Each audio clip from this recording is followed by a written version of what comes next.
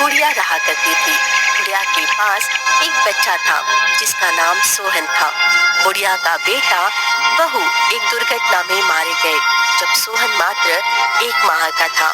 तभी से सोहन को सभी मनहूस समझते थे, पर बुढ़िया उसे बहुत प्यार करती। एक दिन बुढ़िया ने कहा, अरे सोहन, बाजार जाकर सब्जी ले आओ। ठीक है दादी अम्मा, मुझे पैसे दे दीजिए। अरे बेटा, पैसे उसी मटकी में रखे हैं, ले लो। नहीं नहीं, मैं नहीं लूंगा, आप खुद ही दे दो। अरे तुझे तो पता ही है मेरी तबीयत सही नहीं है, ले लेना, मान क्यों नहीं रहा। ये सुनकर सोहन ने जैसे ही पैसे लेने चाहे वैसे ही मटकी फूट गई, जिस पर बुढ़िया ने कहा, कोई बात नहीं, फूट जाने दे, मैं दूसरा ले आऊंगी। पर अम्मा, आप कब तक लाएंगी? ये पहली बार तो नहीं हुआ ना, इसीलिए तो कहा था आप पैसे दे दीजिए। अरे कोई बात नहीं, जा अब बाजार चला जा और सब्जी ले आना। हाँ, ये सुनकर वह बाजार चला गया। उसके जाने के बाद बुढ़िया ने कहा, मेरा बेटा जब भी किसी चीज को छूता है वो टूट जाती है। क्या सच में ये इतना मनहूस है? यह कहकर बुढ़िया काफी दुखी हुई। वही सोहन बाजार आ गया। बाजार आने पर उसने सब्जी वाले से कहा, काका, सब्जी दे दो। नहीं नहीं, मेरे पास सब्जी नहीं है। ये आप क्या कह रही हैं? रखी तो है सब्जी। कह दिया ना तेरे लिए मेरे पास सब्जी नहीं है। पता नहीं कैसा मनहूस है, सब्जी ले गया तो शायद मेरे ऊपर भी तेरा साया पड़ जाएगा। जा जा यहाँ से, चल जा। ये सुनकर सोहन काफी ज्यादा दुखी हुआ। उसने 1-2 दुकानदार से सब्जी और मांगी, पर किसी ने भी सब्जी नहीं दी, जिससे मोहन काफी ज्यादा दुखी हुआ और घर आ गया। जब बुढ़िया ने देखा सोहन सब्जी नहीं लाया तो बुढ़िया ने कहा, अरे बेटा, सब्जी नहीं लाया? नहीं अम्मा, किसी ने सब्जी नहीं दी, सभी ने मुझे मनहूस कहकर भगा दिया। बेटा, तू लोगों की बातों पर विश्वास मत कर, ऐसा कुछ भी नहीं है। तू तो मेरे लिए बहुत ही भाग्यवान है। नहीं अम्मा, ऐसा नहीं है। अगर भगवान होता तो अब इतनी बीमार नहीं रहती।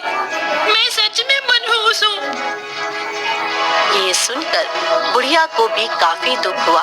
बुढ़िया को पता था गांव वाले उसे बहुत बुरा कहते थे। गांव वालों ने तो यहाँ तक कहा था कि सोहन को छोड़ दे, पर बुढ़िया अपने बेटे की आखिरी निशानी को छोड़ना नहीं चाहती। धीरे धीरे समय गुजर रहा था। एक बार उसी गांव में एक साधु आया।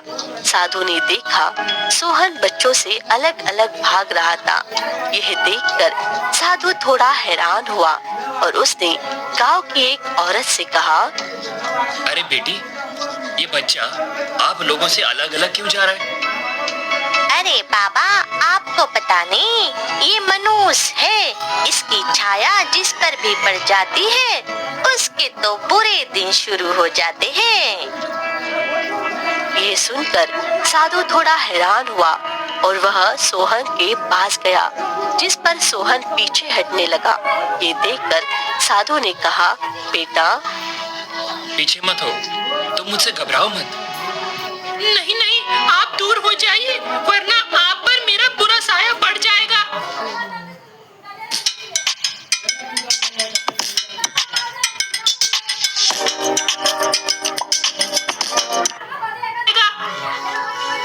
यह सुनकर साधु मुस्कुराया और बोला, बेटा, ऐसा कुछ नहीं होता, ये सब तो भगवान की माया है। और अगर तुम सच में अपने आप को मनहूस मानते हो तो मैं तुम्हारी समस्या को दूर कर सकता हूँ। ये सुनकर सोहन थोड़ा हैरान हुआ। उसे समझ ही नहीं आया और उसने कहा, क्या आप सच कह रहे हैं? हाँ, मैं सच कह रहा हूँ। वैसे तुम्हारे घर में कौन कौन है? मेरे घर में तो बस मेरी माँ है, बुढ़िया माँ, और कोई नहीं। यह सुनकर साधु सोहन के साथ उसी घर में आ गया, जिसे देखकर गांव वाले काफी हैरान हुए। अरे ये साधु उस घर में क्यों जा रहा है? लगता है अब इनके भी बुरे दिन शुरू हो जाएंगे। वही जब बुढ़िया ने साधु को अपने घर में देखा तो वो काफी ज्यादा हैरान हुई और बोली, आइए आइए साधु महाराज, हमारे तो भाग्य ही खुल गए, आप जो हमारे घर में पधारे। आइए आइए। मैंने सुना है तुम्हारा पोता मनहूस है। यह सुनकर बुढ़िया काफी दुखी हुई और बोली, सच तो ये है कि ये बहुत ही मनहूस है, पर मैं मानती नहीं, क्योंकि ये मेरे बेटे की आखिरी निशानी है। अगर तुम बताओ तो मैं तुम्हारे पोते को बहुत नसीब वाला बना सकता हूँ। यह सुनकर बुढ़िया काफी हैरान हुई और बोली, क्या आप सच कह रहे हैं? ऐसा हो सकता है साधु महाराज? हाँ हाँ, क्यों नहीं, पर इसके लिए तुम्हारे बेटे को स्वयं उस परीक्षा को पास करना पड़ेगा। कौन सी परीक्षा? आप किस बारे में बात कर रहे हैं? इसके बाद साधु ने बुढ़िया को सारी बात बताई, जिसे सुनकर बुढ़िया काफी ज्यादा परेशान हुई और बोली, नहीं नहीं, मैं अपने फूल जैसे बच्चे को वहाँ नहीं भेजूंगी, अभी उसकी उम्र ही क्या है। मुझे पता है, पर अगर ये बड़ा हो गया और अगर इसकी मनुष्यत ने इसका साथ नहीं छोड़ा तो तुम्हें पता है ना लोग इसके साथ कैसा व्यवहार करेंगे। यह सुनकर बुढ़िया सोच में पड़ गई। काफी देर सोचने के बाद उसने कहा, पर मेरा बेटा बहुत ही छोटा है, ये भला कैसे उन सवालों का जवाब देगा? तुम परेशान मत हो, भगवान जो भी करता है अच्छा ही करता है, उसने इसके लिए भी कुछ सोच रखा होगा। बुढ़िया ने सोहन को अपने पास बुलाया और कहा, क्या तुम सच में वहाँ जाना चाहोगे? हाँ हाँ अम्मा, मैं वहाँ जाना चाहूँगा, जिससे मेरी मनहूसियत दूर हो जाए और फिर कभी भी लोग मुझे मनहूस ना बुलाए। हाँ। बुढ़िया की आंखों में आंसू आ गए और इसके बाद उसने साधु से कहा, ठीक है, आप मेरे बेटे को रास्ता बता दीजिए। इसके बाद साधु ने सोहन को सारी बात बताई और कहा, चलो मैं तुम्हें वहां तक ले चलता हूँ, पर आगे का रास्ता तुम्हें खुद ही पार करना पड़ेगा। साधु सोहन को अपने साथ गांव के बाहर जंगल में ले आया। जंगल आने के बाद साधु ने सोहन से कहा, मैं तुम्हें इस जंगल के बीचों बीच छोड़ दूंगा, इसके बाद तुम्हें खुद ही वहां तक जाना होगा। पर आप हमारे साथ क्यों नहीं चलेंगे आगे? क्योंकि वहां से एक मायावी रास्ता शुरू होगा। इस मायावी रास्ते पर चलकर तुम्हें अपना भाग्य बदलना है। तुमसे जो भी पूछा जाए उसका जवाब बहुत सोच समझ कर देना। क्या वहाँ पर मुझे कोई राक्षस मिलेगा? नहीं नहीं, ऐसा कुछ नहीं होगा। अगर मिल भी जाए तो तुम्हें घबराने की कोई जरूरत नहीं है, क्योंकि तुम बहुत ही बहादुर हो, हमेशा याद रखना। ये सुनकर सोहन ने हाँ में सिर हिला दिया और इसके बाद साधु ने उस जंगल के बीचों बीच ले आया और बोला, अब तुम यहाँ से आगे जाओ। ये सुनकर धीरे धीरे आगे सोहन बढ़ने लगा और अचानक से साधु की आंखों से गायब हो गया। सोहन ने जब पीछे मुड़कर देखा तो साधु वही खड़ा था, पर साधु अब सोहन को नहीं देख सकता और उसने अपने आप से कहा, लगता है बच्चा मायावी दुनिया में पहुंच गया है, इसीलिए मुझे दिखाई नहीं दे रहा। इसके बाद साधु वहां से चला गया। सोहन ने साधु को जाते हुए देखा और कहा, अरे साधु तो जा रहे हैं, लगता है अब मुझे सब कुछ अकेले ही करना पड़ेगा। सोहन धीरे धीरे आगे बढ़ रहा था। वह जंगल बहुत ही सुंदर था, जिसे देखकर सोहन काफी हैरान था। अरे ये जंगल तो मेरे जंगल से कितना अलग है। मैं दादी माँ के साथ यहाँ लकड़ियाँ काटने आता, पर ये वैसा जंगल नहीं है। यहाँ तो बहुत सारे सुंदर सुंदर फूल हैं। सोहन इधर उधर देखते हुए आगे बढ़ रहा था। तभी उसे किसी ने आवाज दी। आवाज को सुनकर सोहन थोड़ा हैरान हुआ और इधर उधर देखने लगा। कौन है? कौन है यहाँ पर सोहन को वहाँ कोई दिखाई नहीं दिया, जिससे वह थोड़ा घबरा भी गया। तभी उसे फिर से आवाज आई। तुम मुझे देख नहीं सकते, पर मैं तुम्हें देख सकता हूँ। तुम्हारा मायावी जंगल में स्वागत है। पर आप हैं कौन? मैं यहाँ का राजा हूँ। तुम यहाँ क्यों आए हो? क्योंकि मुझे अपनी किस्मत बदलनी है। मैं बहुत ही बदकिस्मत और मनहूस हूँ। अच्छा, तो इसीलिए तुम यहाँ आए हो। मैं तुम्हारी किस्मत बदल सकता हूँ, तुम्हें नसीब वाला बना सकता हूँ, पर इसके लिए तुम्हें मेरे कुछ सवालों के जवाब देने होंगे। हाँ हाँ, मैं आपके सारे सवालों के जवाब दूंगा। क्या सच में तुम जवाब दे पाओगे? क्योंकि तुम्हें देखकर लग नहीं रहा।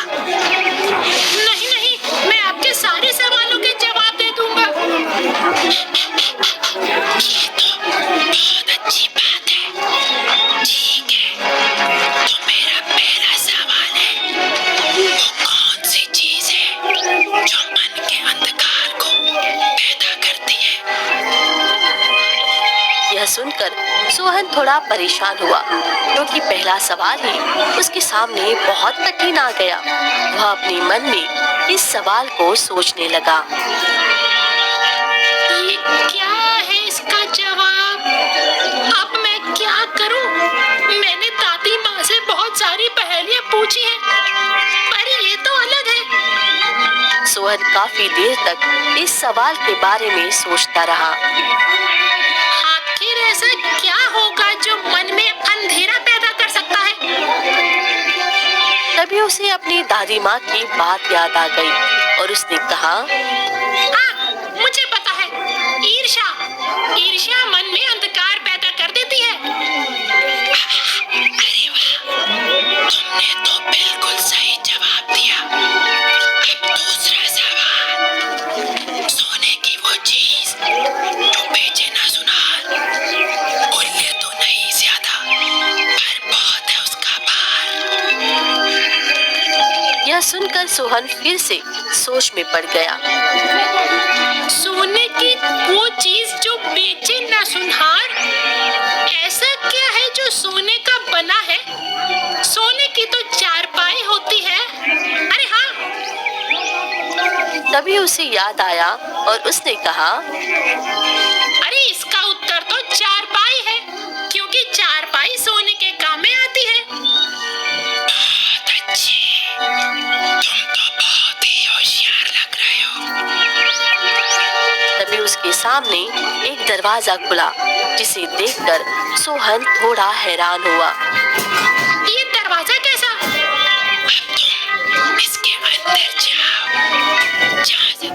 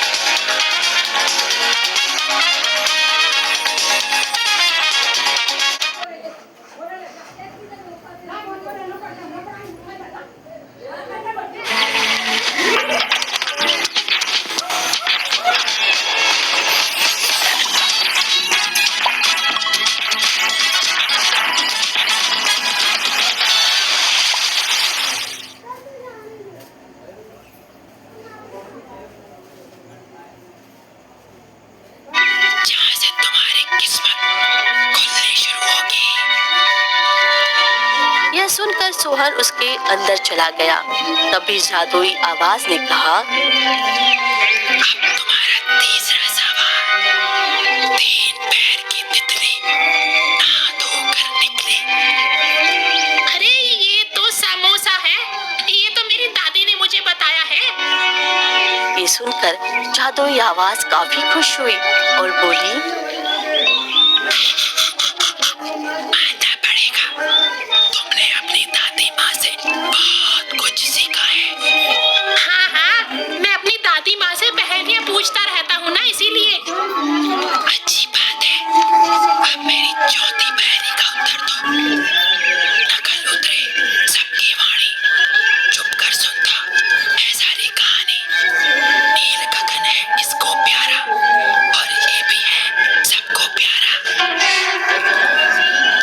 इस सवाल को सुनकर सोहन थोड़ा सोच में पड़ गया, क्योंकि यह अलग था। ऐसा क्या है जो सबकी नकल उतारता और कहानी भी सुनता है? मैंने तो कभी भी नहीं देखा। सोहन को कुछ समझ नहीं आ रहा था और उसने कहा, अगर मैं गलत जवाब दूंगा तो क्या होगा? अगर तुम गलत जवाब दोगे तो तुम्हें फिर से 7 सवालों के जवाब देने होंगे। क्या? फिर से? और अभी मैंने कितने जवाब दे दिए? अभी तुमने 3 जवाब दे दिए हैं। अब तुम 4 और जवाब दो। ये सुनकर सोहन सोच में पड़ गया। काफी देर सोचने पर भी उसे कुछ समझ नहीं आया, जिस पर जादुई आवाज ने कहा, क्या हुआ? लगता है तुम्हें इसका उत्तर पता नहीं है। तभी उसके सामने से एक तोता गुजरा। तोते को देखकर सोहन थोड़ा सोच में पड़ गया और तभी खुश होकर बोला, हाँ, मुझे इसका उत्तर समझ में नहीं आ रहा है। अरे अरे, ये तो तोता है। इसका जवाब तोता ही है। अरे हाँ, तोता ही तो हमारी नकल उतारता है, और ये आसमान में भी उड़ता है और सबको प्यारा भी लगता है। ये सुनकर जादुई आवाज ने कहा, तुमने बिल्कुल सही जवाब दिया। तभी एक दरवाजा खोला और सोहन उस दरवाजे के अंदर चला गया, जिस पर जादुई आवाज ने कहा, अब तुम्हें 3 और जवाब देने हैं। इसके बाद तुम्हारी किस्मत पलट जाएगी और तुम बहुत किस्मत वाले हो जाओगे। सोहन बहुत खुश हुआ। इसके बाद जादुई आवाज ने कहा, अब तुम 5वें सवाल का जवाब दो। राजा महाराजाओं के ये बहुत काम आए। कभी इन्होंने बहुत ज्यादा संदेश पहुंचाए। बताओ, मैं कौन हूँ? राजा महाराजाओं के यहाँ संदेश? ये राजा महाराजाओं के यहाँ तो पहले संदेश कबूतर पहुंचाते थे ना? हाँ, इसका जवाब कबूतर है। बिल्कुल सही जवाब। अब तुम्हारे पास 2 सवाल हैं। अगर तुमने इनका उत्तर सही दिया तो तुम्हारी किस्मत बदल जाएगी। अब मेरा छठा सवाल, वो कौन है जिसके पास सब कुछ है पर फिर भी वो बहुत ज्यादा गरीब है? सब कुछ है फिर भी भला गरीब क्यों होगा? ये तो तुम्हें बताना है ना। यह सुनकर सोहन सोच में पड़ गया। काफी देर सोचने के बाद उसने कहा, इसका जवाब है माँ। जिसके पास माता पिता नहीं है, उसके पास सारे जहां की दौलत भी हो, फिर भी उसके पास कुछ नहीं होता। वो सबसे गरीब होता है। वाह, क्या बात है। बिल्कुल सही जवाब। तुम बहुत ही होशियार हो। और अब अंतिम सवाल, वो कौन है जिसके पास सारे जहां की दौलत नहीं है पर उसके पास दौलत से बढ़कर है? बताओ, वो क्या है? ये कैसा सवाल है?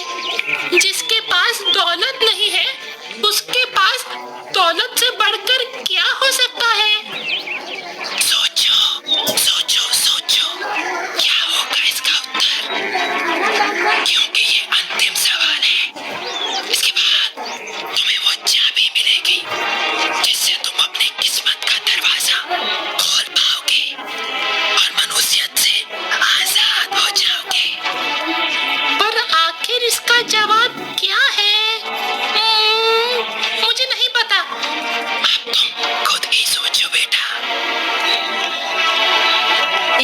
सुनकर सोहन सोच में पड़ गया।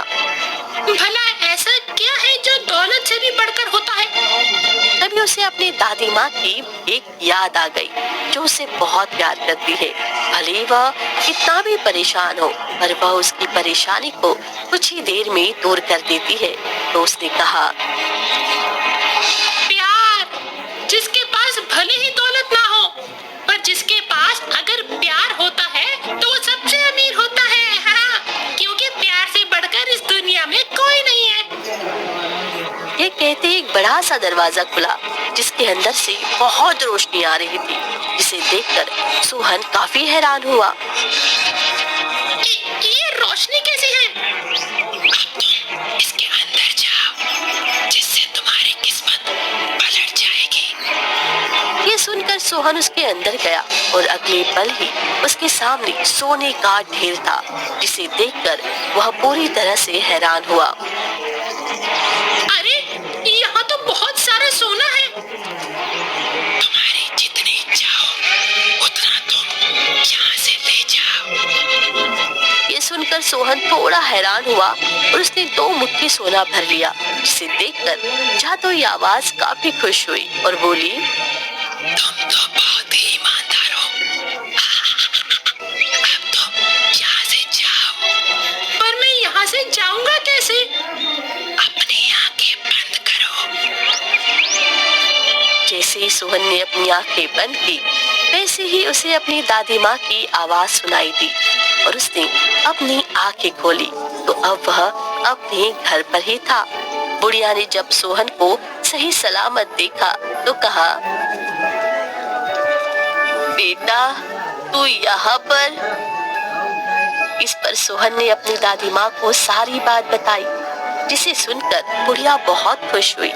तभी सोहन ने उसे 2 मुट्ठी सोना दिया, जिसे देखकर बुढ़िया काफी खुश हुई और जैसे ही सोहन ने उसे मटके में रखा तो पूरा मटका सोने से भर गया। ये देखकर बुढ़िया ने कहा, ये कैसा जादू है? लगता है अब मेरी मनुष्यत दूर हो गई और अब मैं किस्मत वाला हो गया। इसीलिए